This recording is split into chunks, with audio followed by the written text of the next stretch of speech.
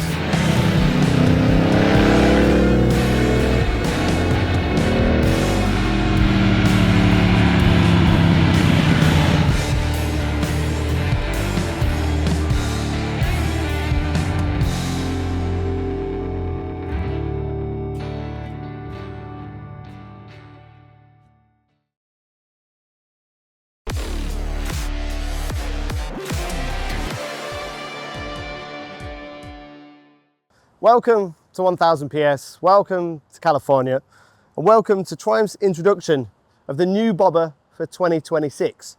Now, if you're not familiar with the bobber range, it's kind of mirroring or copying those air-cooled bikes that the Americans stripped back and made as simple as possible. The original ones were hardtails, no rear shock, which is why Triumph have done their best to hide that rear shock and give it that hardtail look. No pillion seat, no subframe, just put the seat on it, make it as minimal and as small as possible. To give it that air-cooled look, we've got the cooling fins, even though it's water-cooled.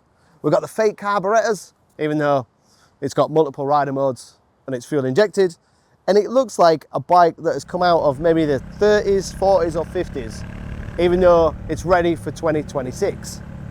So what have Triumph done for 2026? Well, it's now Euro 5 compliant, which is a bit obvious, they had to do that. But they've not lost any power and they've not lost any torque. So peak power is 77 horsepower at just over 6,000 RPM. And then we've got 106 Newton meters of torque from that 1200cc parallel twin. To get round Euro 5 Plus, they've just revised the exhaust and the fueling a little bit, and it was quite easy to get through. It's not a highly strung engine, it's not highly tuned, it's not revving to crazy RPM. The exhaust looks like two complete sections, but there's actually a catalytic converter hidden underneath there, which is a really difficult job to do for Triumph engineers, but it gives it an authentic look, and they've managed to give it a little bit of character and a little bit of burble and a little bit of sound. On the overrun, there's a little bang and a little pop, but when you give it a big load of throttle at low RPM, you get a lovely drive and a lovely charismatic growl from the exhaust. Really, really like that. In terms of handling, not a massive revision, essentially lighten the wheels. So the wheels were steel and now they're aluminium. That saves 1 kilogram, which isn't massive, 1 kilogram, but it is massive because that's rotational unsprung weight. So if you can save wheels on the weight, it will allow the bike to steer faster, stop a little bit quicker and accelerate a little bit faster. To bring the bike in line with other bikes in this category, because it is 2026, we've got lean sensitive rider aids. So in there we have an IMU, and that gives us lean sensitive ABS and lean sensitive traction control. We've got 2 rider modes, which is road and rain, and we can turn the traction control off. However, ABS is constant. In terms of the dash, it's pretty simplistic, pretty basic. There's no Bluetooth connectivity, but we've got a nice little USB charger on the left-hand side.